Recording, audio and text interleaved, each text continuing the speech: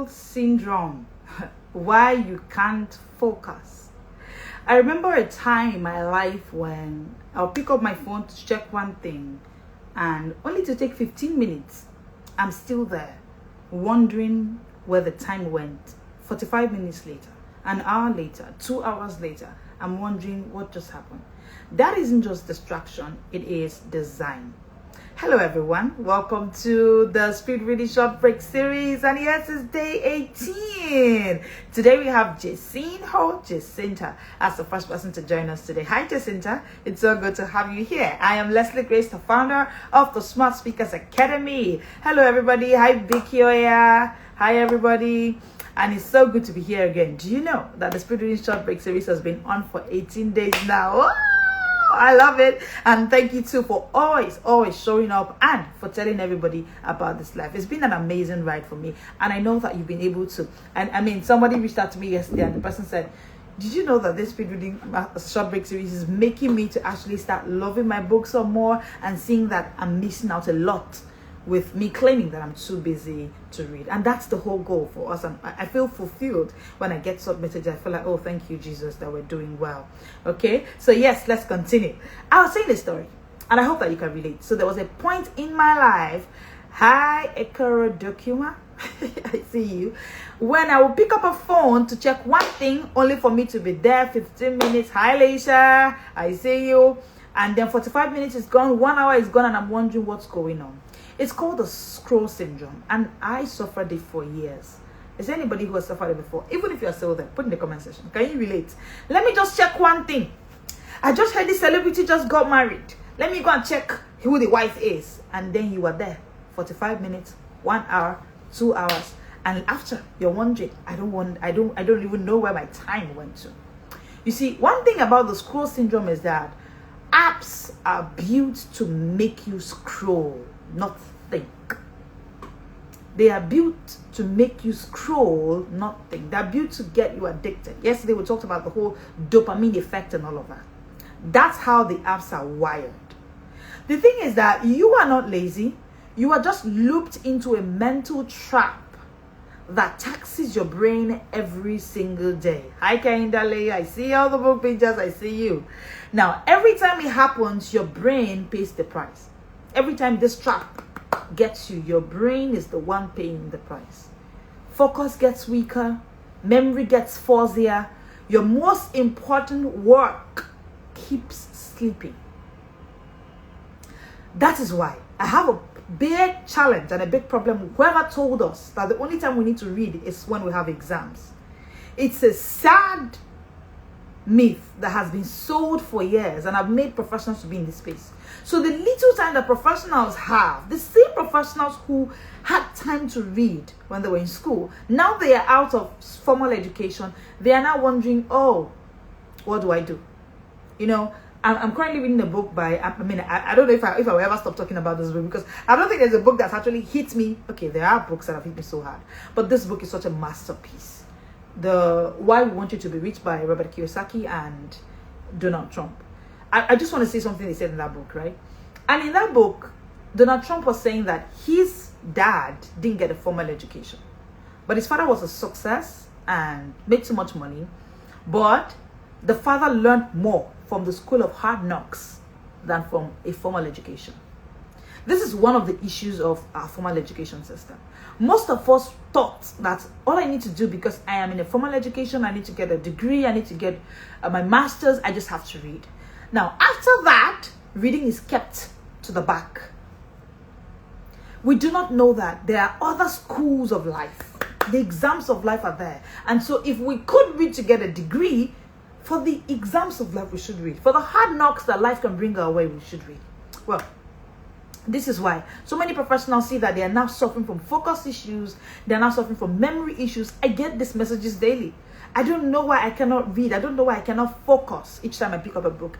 I feel like I am disadvantaged because I cannot start and finish a book.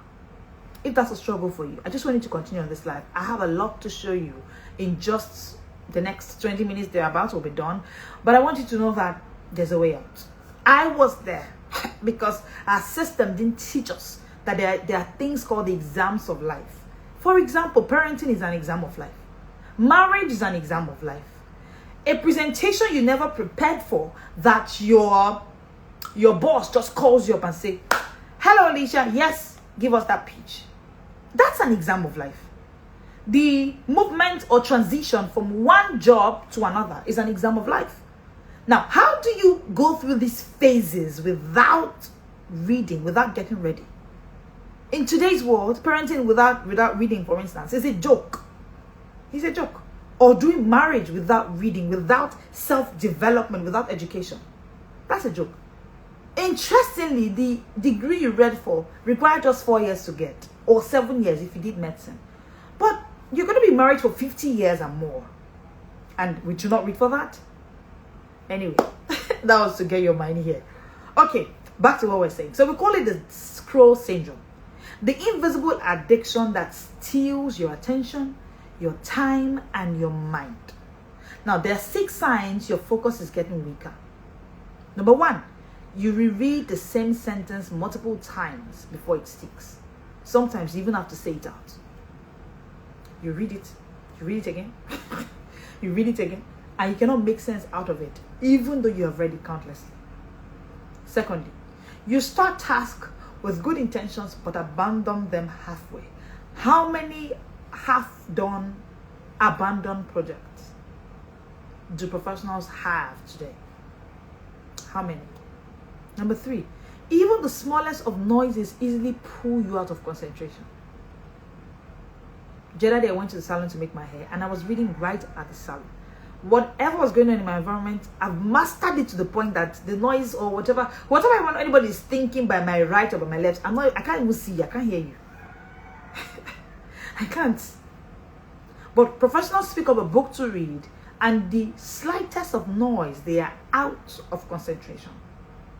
It's a sign that focus is getting weaker.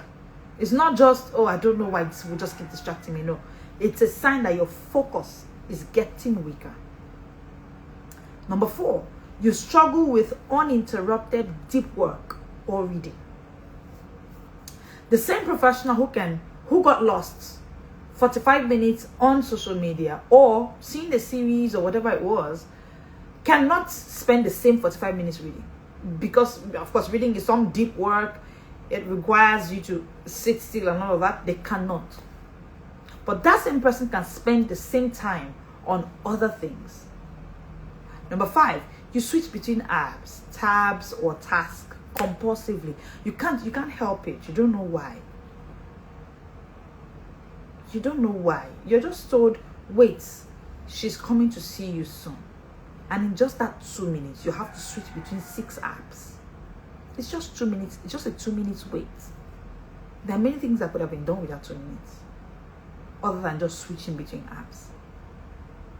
Focus is getting weaker. So anything that would actually keep the focus still to identify if it's there or not, it just gets weary. Number 6, you feel mentally tired even before the day gets serious.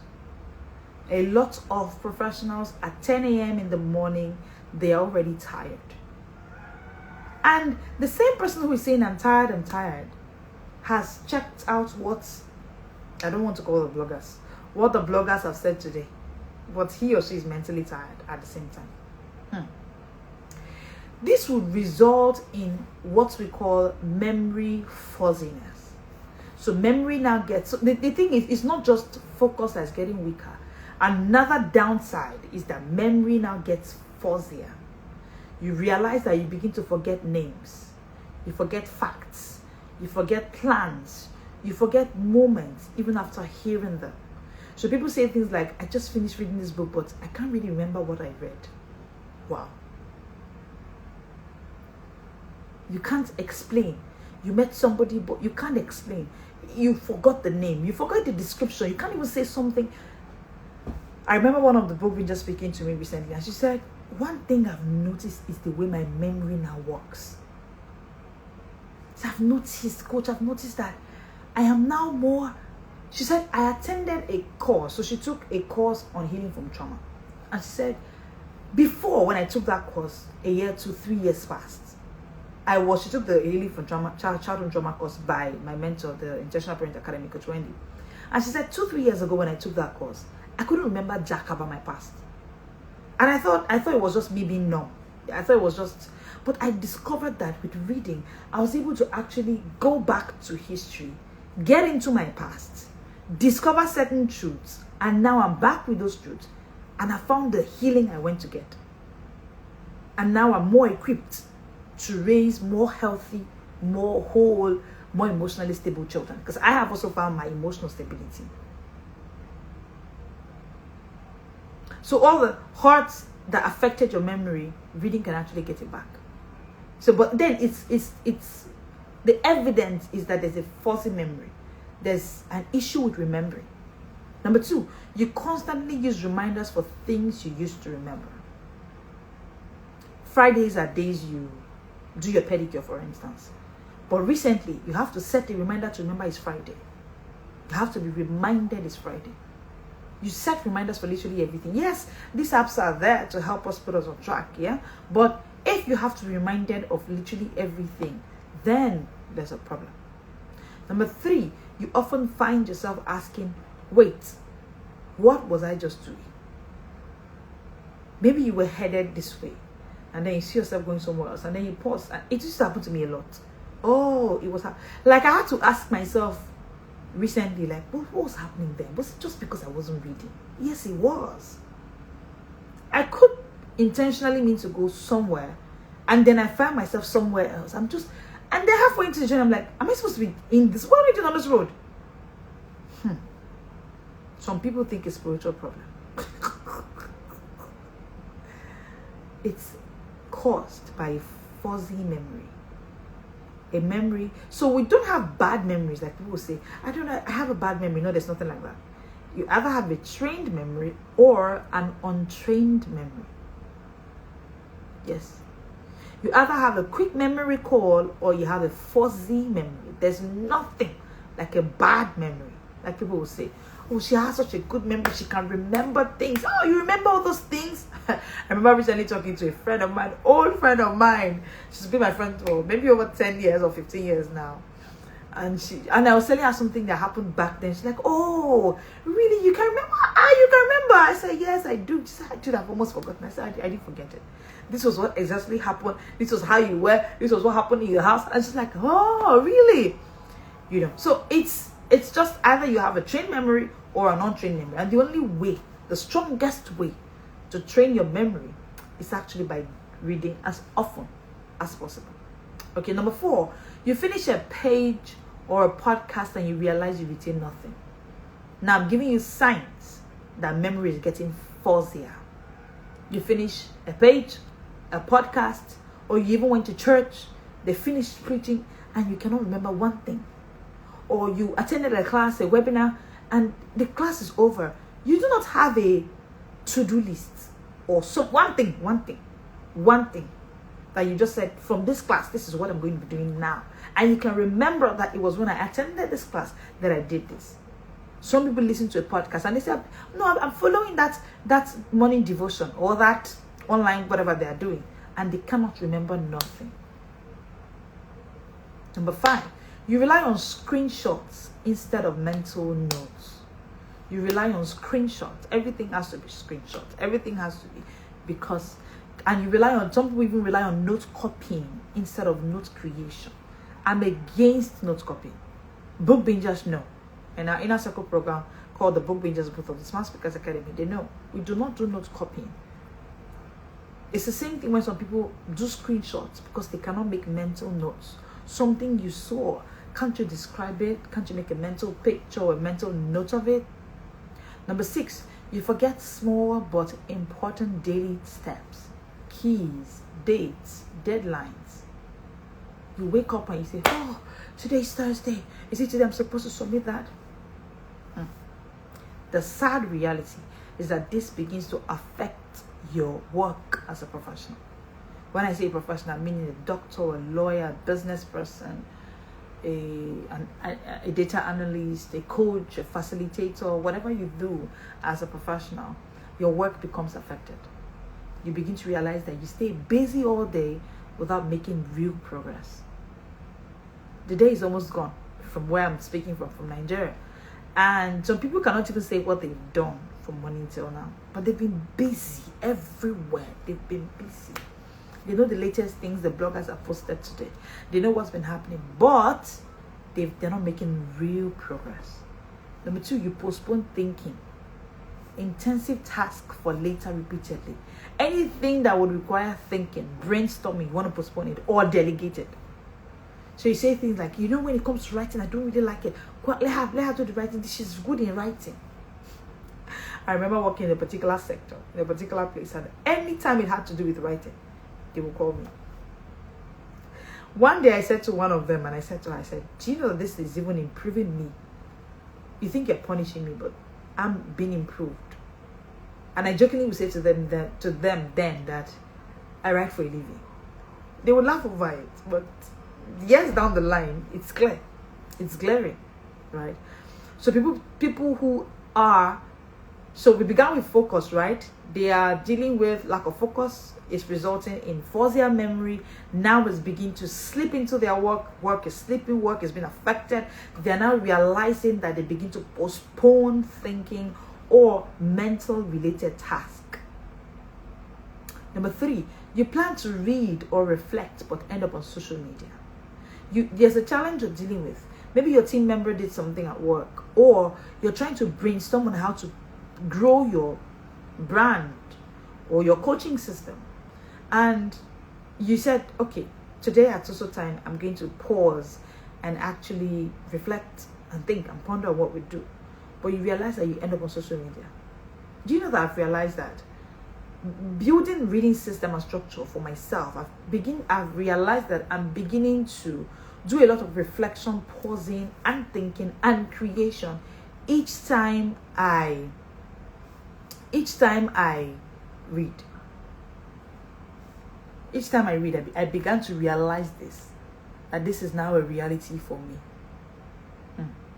So it's a sad reality because they begin to see that, no time to reflect. They told themselves I was going to reflect, I was going to think, but it ended up on social media. Number 4, you know what matters, but don't have the bandwidth to start. There are some people that have been hearing this reading thing for how many days now, but they don't know how to start. They don't know where to start from. I get it. The whole leaving your books and social media distraction, what we call the scroll syndrome, is beginning to affect your work life. Number 5, you are drained by 1 p.m. before deep work even begins. Now you do a 6 to 6 or an 8 to 6, and by 1 p.m. you're already drained. You feel like the day is over at 1 p.m. At 1 p.m. Some people actually resume at 1. All right. The thing is, your brain is not wired for the screens, especially for digital immigrants. So digital immigrants will be those, let's say, from above 20 or those born in the 90s. You are definitely a digital immigrant. So what I mean is, you were not born with the phones. You grew up, and some later in your life, you now realized that, there's a thing called phones. The sad reality is that whether you're a digital immigrant or a digital native, for children who are born in these years that we now have phones and screens and all of that, whatever you are, your brain was not wired for those screens. No. So that's why it's negatively impacting your focus, your memory, your creativity. It's making a huge negative impact. Now, your brain is wired for books, and I'll show you why. Because books are linear, your brain processes information best when it follows a sequence, but scrolling is random and fragmented. Reading is one way, books are linear. You go from point A to point B. But the thing about scrolling is you're just moving from, it's fragmented, it's scattered. It's random.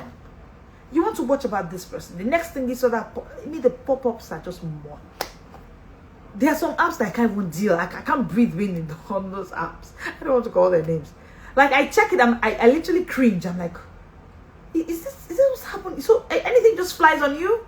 Oh no. It's my attention, it's my eyes, it's my time. I cannot give it to you like that. I feel like someone is robbing me at that point. Someone is trying to rip off something from me that is precious. Number 2, books trigger deep thinking. Oh, that's one of the most interesting part of reading for me. Like, I get to think deeply. Oh, the book I'm reading this week, I got to a point, when I got to the point where Robert Kiyosaki and Donald Trump were talking about their parents and how their parents' life and their parenting affected who they were on their journeys to becoming the billionaires that they have become. I really thought deeply. That's one gift that you enjoy with reading. Deep thinking. And you see, deep thinking is where creativity happens. Deep thinking is where innovation happens. Deep thinking is where expansion exists. Okay? Because books trigger deep thinking. Because this solemn moment, that's why I call it a reverenting time for me. I feel like it's my solemn moment. I love the way the Nike shoes man does it. The Phil Knight. I love it. He just says, no, this is my library. You don't come in with your shoes. I love it. It's such so much reverence. It's my time. It's my time. It's my moment. Right? Because reading gives you deep thinking. It activates the prefrontal cortex. That is where your decision making and reflection happens in your brain. But the thing is, scrolling stimulates impulsivity.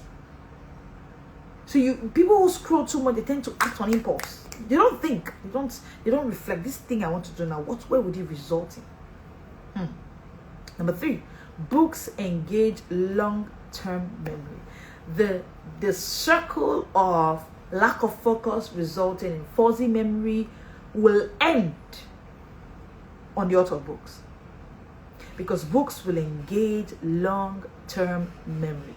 Your hippocampus loves stories and structures. Feeds, on the other hand, encourage long-term distraction. Because how you do one thing is how you do everything. Research has shown that people who are addicted to these things, who are suffering from the scroll syndrome, it affects other things they do. That's why today we have what I call the noodles generation. They cannot stay on task. They get a job, in the next 1 year they are done, they are out of it. They're trying to build a system, trying to build a social media handle, trying to build a coaching system. Once it's a year, like they are checking the calendar and they're checking how many followers do they have. Once it's not hitting a certain number, they're ready to go and buy followers, they're ready to go and do anything because they can't actually stay on task and watch progress happen. It's either it's a boom or a perfection or they are out. Noodles generation.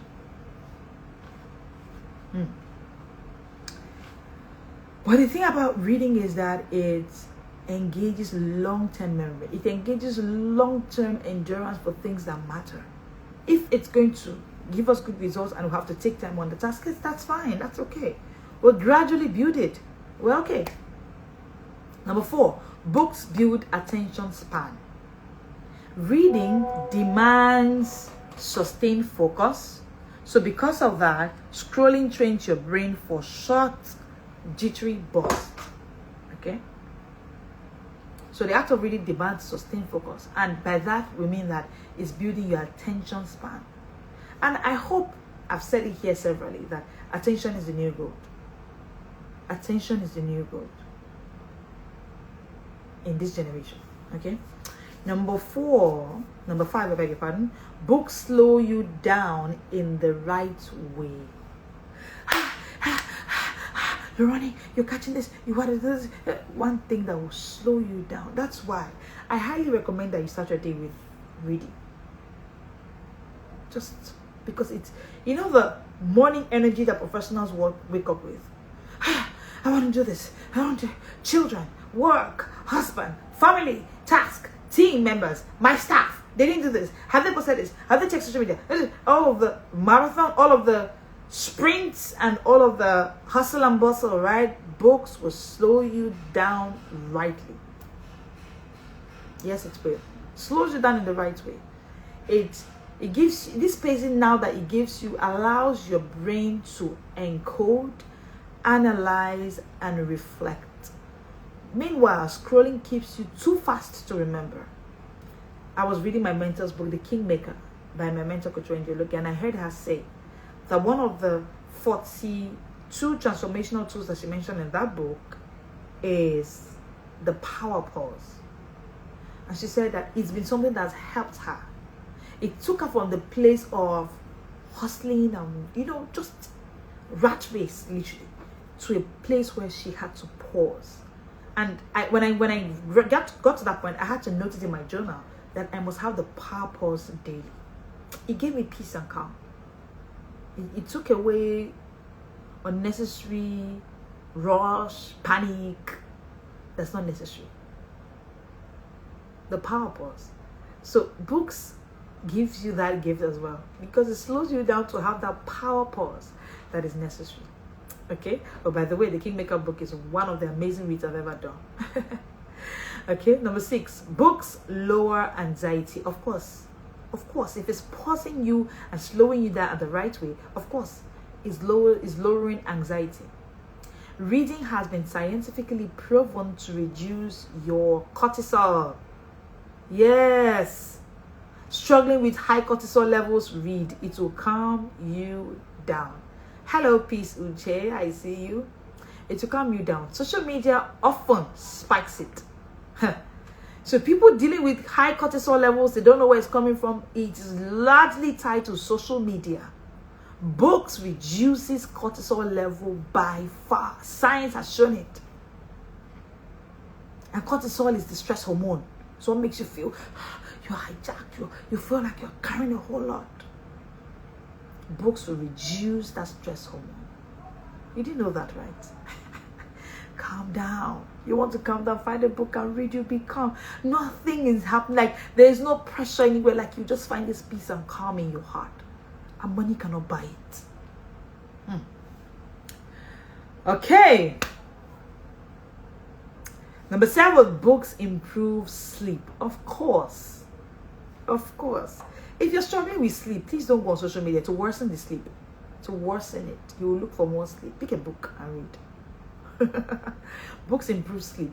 Screen scrolling disrupts melatonin, which is the sleep hormone, right? Reading printed text calms your nervous system. Please, emphasis on printed text. So if you're struggling with sleeping, yes, of course, you need to go do your medical diagnosis if you have to. But one thing you want to do is put away the screens. Get a printed hard copy text, like these ones behind me. Not the ebook that is on your phone. No. Get a hard copy book and actually sit down with it. It will help you a whole lot. Okay, number 8. Books foster imagination. Oh, I love it. This is one of my greatest benefits from reading, I have found. It fosters imagination for me. It helps me co-create the world as I read. Like it does. Because sometimes I'm reading a book, like today, I was reading a book and I've gotten a title for a new book I would write much later in life. When I achieve some things, I just tell myself, this book, I'm going to write it. And I just have the script already. That's one thing reading does to me. I've created courses just from reading a book. I've written guides that are not related to what I'm reading about. The book I'm talking about, I was reading something else.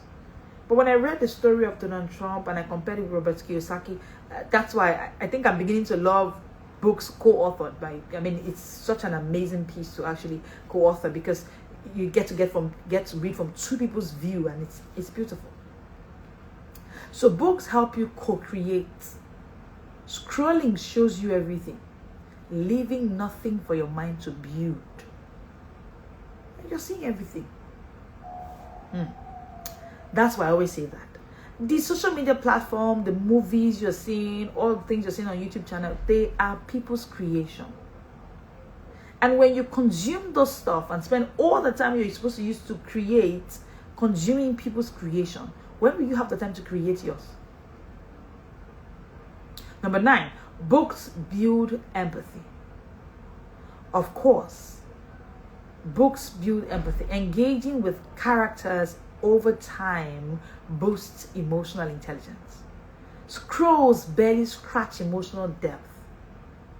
This is why when young minds, children, are exposed to screens and this tech use so early, they lack emotional intelligence. They cannot relate. You hit your leg around a child and the child cannot relate to the pain you are feeling. But when you are around children who are being raised without screens and are being taught the right skills, one of the things you notice about them is emotional intelligence. They'll be able to empathize and feel the hurt of others. Finally, number 10, books sharpen comprehension.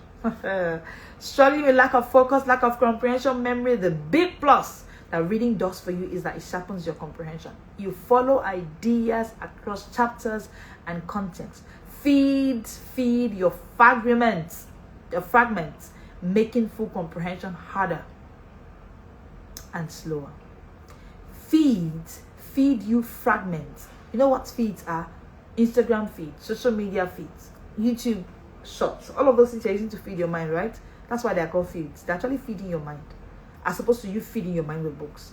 Now, the sad part is that these feeds feed your mind fragments, not even full stuff. And this in turn makes comprehension harder and slower. So can you see why focus is hard? Can you see why comprehension is fuzzy? The bottom line is your brain was built for depth, not digital noise. Your brain was built for depth, not digital noise. This is what the Smart Speakers Academy is all about. What we do here is we train professionals like you to read faster, think sharper, and speak smarter.